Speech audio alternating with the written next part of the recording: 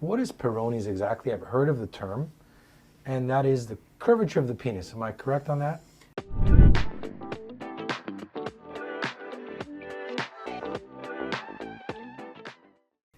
Correct, but a couple of things. It's the curvature because of a scar, an injury. And what kind of injury would cause that? So is it getting hit? Is it through intercourse? Is it all of that, or? It's either the easiest one is, oh yeah, I was having intercourse and there was a near fracture. So some people truly get a fracture of the penis, and you can't miss that because it's called the eggplant deformity. Because and it happens. It just ruptures. We talked about the blood as you're pressure. having intercourse. It just usually the partner on top or something. We come out and you. Is it painful? It must be painful. It's actually not painful. No. Because I would think like. Well, it's not like a pop and you have okay, pain. It's not. It just maybe the blood element aspect.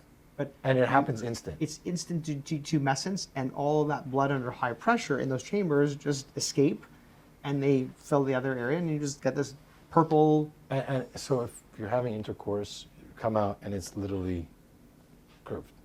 No. Okay, not like that. Not curved. That's the Peyronie. This is a penile fracture we're talking about. Okay. So that's when you get to the emerge within 6 hours. So if that ever happens, I know it's embarrassing. Get there quick, because if you don't and you're ashamed and you go the next day, all that blood now turns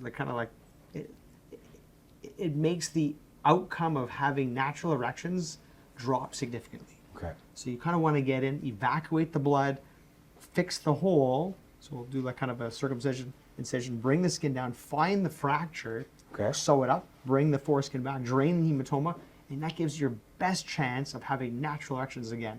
Versus if you don't, you'll get what's called, blood. What happens if it sits still? It clots. And then what happens with a clot? It fibroses. So the sponge tissue that should be all nice and elastic, that can fill and detumesce, becomes stiff, and you don't do well. So it's something you got to go instant to. Correct. Yeah, I know it's embarrassing, but get there and say, hey, look, I think I'm a penile fracture, and that's one of the few emergencies for urologists, to get there as quick as possible. And in the operating room, kind of like a circumcision incision, you bring the skin down, evacuate the clot, find the hole, sew it up, and take it easy for a couple of weeks. But again, that could lead to a Peyronie's plaque, because if you get cut and everyone's got some form of a scar, and it's usually on your skin, it's a line, and it's raised, it's itchy, and then it contracts. All wounds contract. Yeah. Right? It's our human way of healing. And when it's in a circle, like the urethra, it can cause problem urinating, or in this case, along the chamber of an elastic organ. Like if you're trying to blow up a balloon, everything expands equally. But if one side doesn't expand equally, it deviates toward that side. And so with it, there's different angles. So when patients come to see me, and they're not going to say anything about Peyronie's, it hurts when I have erection. So you're stretching in the early phases of this wound. That stretching is painful. Right? So that's what the initial things are. And then what happens is, as wounds heal over the next 6 to 12 months, there's curvature. And then that's where that becomes some shortening. It deviates one side or the other. Sometimes it's annular. You'll have like an hourglass deformity. So it doesn't. So I was under the impression it was like, boom, you go straight into getting a curve. That happens with time. Exactly. It's not like you had a crack and it's like a broken stick. I thought that's the way it was. And so when people come to see me, they'll explain there's curve. Okay, let's think back, and then you dig to the history. So you become like a detective. So tell me what happened. Oh yeah, there was one moment where there was something, it hurt, but it got better. So you got the cut and your wound's healing, and as it contracts, then your body's throwing more collagen to say, hey, fix up the damaged area. Well, guess what? You have nice, soft, elastic tissue like on our skin.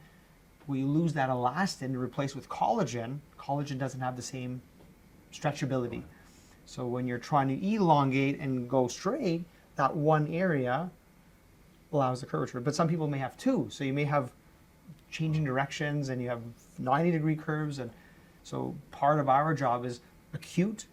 The first couple of months of Peyronie's, we have the best chance to prevent further scarring, minimize scarring. So we have traction devices, kind of like orthodontics. You put things under stretch.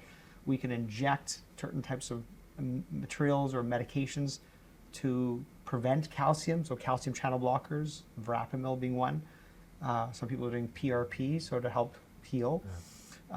In the States, it was here in Canada, but we lacked a distributor called Xiaflex, Xiafelex, which is a metalloproteinase. It kind of breaks down collagen, but you have to do that every, let's say, 3 to 4 weeks, and then massage and kind of manipulate the liquid to break down that scar. So it improve curvature maybe by 15 degrees.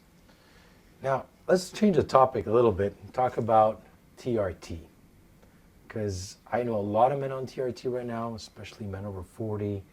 It's more common. And the first thing I wanted to ask you, what are the causes of low TRT?